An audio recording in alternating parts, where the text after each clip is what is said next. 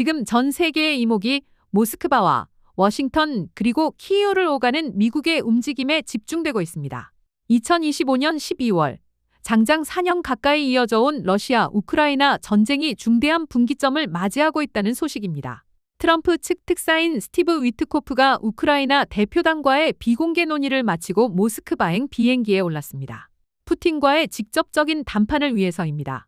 현재 협상 테이블 위에는 이른바 19개 조항의 평화안이 올라와 있는 것으로 전해집니다. 하지만 이 평화안을 받아든 우크라이나의 젤렌스키는 그야말로 딜레마에 빠졌습니다. 그는 현재 상황을 국가 역사상 가장 어려운 순간이라고 토로했습니다. 그에게 이번 종전하는 러시아의 요구가 대폭 반영된 굴욕적인 평화, 사실상 항복이나 다름없기 때문입니다. 영토를 양보하여 국가의 존엄성을 잃을 것인지 아니면 협상을 거부해 유일한 동맹인 미국의 지원을 잃을 것인지 그는 지금 잔혹한 양자택일의 기로에 서 있습니다. 그럼에도 불구하고 젤렌스키가 협상 테이블을 걷어차지 못하는 이유는 명확합니다. 미국의 전방위적인 압박 때문입니다. 그는 미국의 압박이 너무나 심하다는 점을 강조하며 이번 협상이 자신의 의지가 아닌 타의에 의한 것임을 내세우고 있습니다. 역설적이게도 정치적 셈법은 또 다릅니다. 현재 젤렌스키 정권은 최측근 비리 스캔들로 인해 지지율이 곤두박질친 상태입니다. 일각에서는 그가 이 굴욕적인 종전 이슈를 부패 스캔들을 덮을 수 있는 정치적 탈출구로 활용하고 있다는 분석도 나옵니다. 따라서 그는 협상을 수용하되 자신의 정치적 생명을 걸고 독소 조항을 수정하려 필사적으로 매달리고 있습니다. 이미 초안에 있던 우크라이나군 상비군 규모를 늘리는 등 일부 성과를 거두기도 했지만 전쟁 직후 선거를 치러야 하는 불안한 미래 속에서 아슬아슬한 줄타기를 이어가고 있습니다. 반면 협상 파트너인 러시아의 푸틴은 철저한 이중 전략을 구사하고 있습니다. 겉으로는 우크라이나와의 협상은 무의미하다며 위트코프 특사와의 만남 자체를 자비로운 것처럼 포장하고 있습니다. 그는 우크라이나군이 돈바스 등 점령지에서 완전히 철수해야 한다는 강경한 전제 조건을 내걸며 자신이 전쟁의 승리자임을 과시하고 싶어 합니다. 하지만 크렘린궁의 내부는 다릅니다.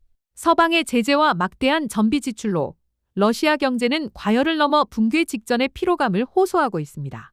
푸틴에게도 이번 협상은 러시아의 국력이 바닥나기 전에 점령지를 굳히고 승리한 지도자로서 전쟁을 끝낼 수 있는 놓쳐서는 안 될 마지막 기회인 셈입니다.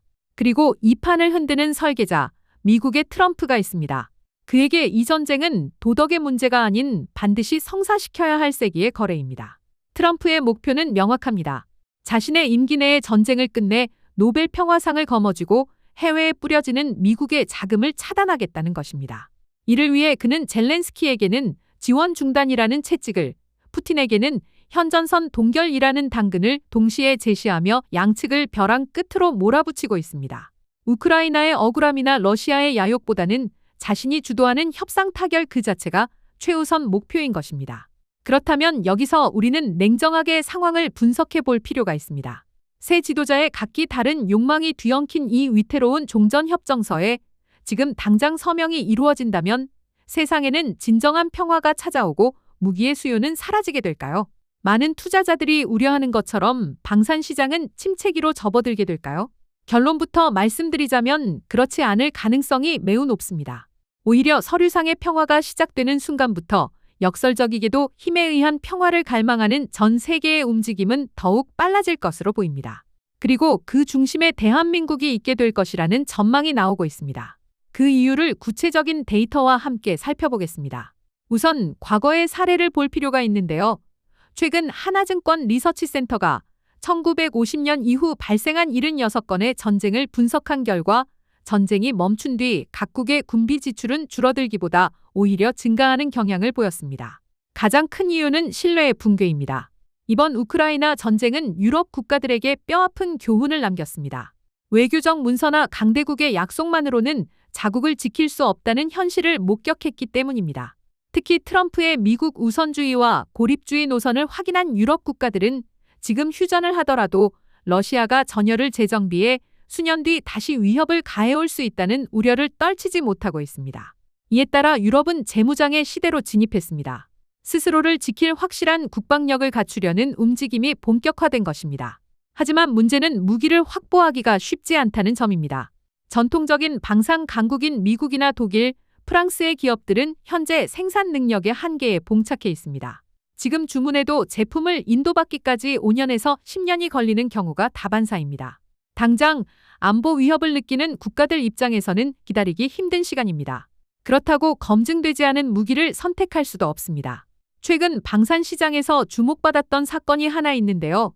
지난 두바이 에어쇼에서 인도가 자체 개발한 전투기 테자스가 비행 중 추락하는 사고가 발생했습니다. 전문가들은 이를 단순한 조종 실수가 아닌 기체 결함과 부실한 정비 체계가 겹친 사고로 분석했습니다. 이 사건은 무기 체계에 있어 신뢰성이 얼마나 중요한지를 전 세계에 다시 한번 각인시키는 계기가 되었습니다. 실전에서 즉각적인 성능을 발휘해야 하는 무기를 불확실성을 아는 채 도입할 나라는 없기 때문입니다. 확실한 성능과 납기 준수 능력 그리고 합리적인 가격. 이 까다로운 조건을 현재 충족시키고 있는 나라로 대한민국이 주목받고 있습니다. 그 대표적인 사례가 바로 에스토니아입니다. 러시아와 국경을 맞대고 있는 에스토니아는 최근 안보 위협이 고조되자 국경 경비를 대폭 강화했습니다. 그리고 그 방어 전략의 핵심에 한국산 K9 자주포를 배치했습니다. 에스토니아의 험준한 지형과 혹독한 기후에서도 K9 자주포는 안정적인 기동 성능을 보여주고 있습니다. 주목할 점은 에스토니아가 단순히 장비만 도입한 것이 아니라는 사실입니다.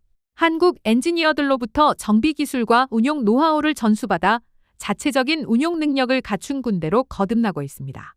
에스토니아 국방부가 이를 현대 포병의 벤치마크라고 평가한 것은 한국산 무기가 단순한 제품을 넘어 하나의 안보 시스템으로 자리 잡았음을 의미합니다. 폴란드와 루마니아, 노르웨이 등 동유럽의 주요 국가들 역시 한국산 무기 체계를 적극적으로 도입하고 있습니다. 이러한 평가는 구체적인 수치로도 확인됩니다. 스톡홀름 국제평화연구소의 2024년 세계 100대 방산기업 보고서에 따르면 전 세계 방산 매출이 5.9% 증가하는 동안 한국의 주요 방산사사인 한화, 현대로템, LI진엑스원, 카이의 합계 매출은 31%나 증가했습니다. 이로써 한국은 세계 방산 시장 점유율의 2%를 넘어서며 오랜 기간 방산 분야를 선도해온 독일과 대등한 위치에서 경쟁하는 세계 10위권의 방산 국가로 성장했습니다. 육상의 전차와 자주포뿐만 아니라 FA50과 KF21 등 항공 분야에서도 수출 성과가 이어지고 있으며 중동 국가들과의 차세대 무기 공동 개발 논의도 활발하게 진행되고 있습니다. 과거 안보를 전적으로 외부에 의존했던 나라에서 이제는 자유진영의 안보를 책임지는 민주주의의 무기고로 그 위상이 완전히 달라진 것입니다. 이는 단순한 산업적 성과를 넘어 힘이 필요한 국가들에게 실질적인 억제력을 제공한다는 측면에서도 의미가 큽니다.